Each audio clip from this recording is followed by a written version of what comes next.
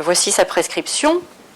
Il a cette pompe à insuline où donc j'ai voulu écrire, j'ai recopié exactement ce qui était écrit sur l'ordonnance. C'était précisé comme ça, matin, soir, 1, 0, 1. Et pour son insuline, c'était prescrit de façon fixe. Il avait ses 2 débits de base.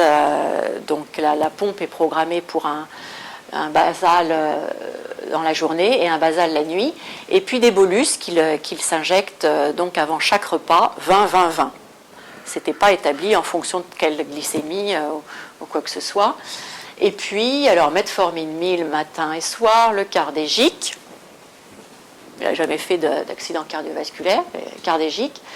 Taor 40, l'Amlor 10 le soir, le Cardanciel 7,5 le matin, Coaprovel 152,5 le matin, l'Azélix 40, 1 le matin, Hyperium 1 mg le matin, et l'Amlor 10 mg, 1, 1, 1, si pression artérielle systolique supérieure à 160 mm de mercure.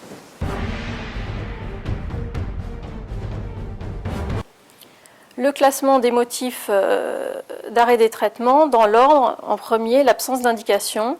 Soit elle n'avait jamais existé, soit elle n'existait plus.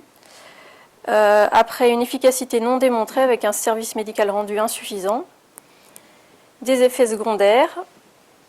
Une contre-indication, la plupart du temps, c'était des traitements, par exemple antihypertenseurs instaurés depuis des années, et puis ou autre, et puis l'apparition d'une insuffisance rénale.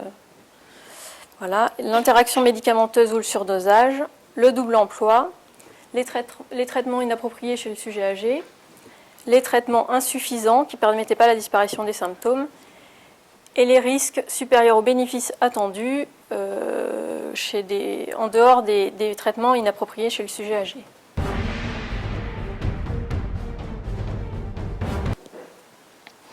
Donc l'analyse pharmaceutique, ce n'est pas, de notre point de vue de pharmacien, un moyen de contrôle ou un moyen de vérification des prescriptions médicales. Il est bien évidemment entendu que le médecin reste seul décisionnaire de sa prescription et que nous, on essaye juste d'apporter notre point de vue pharmaceutique sur ces prescriptions-là. En aucun cas, on ne va arrêter une prescription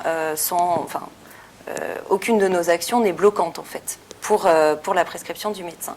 C'est en revanche une activité qui permet potentiellement d'optimiser et d'harmoniser les différentes pratiques au sein de notre établissement. Alors, la tenue de ce dossier médical informatisé dépend essentiellement, et c'est là tous nos problèmes, de l'incrémentation des données par les équipes médicales et paramédicales.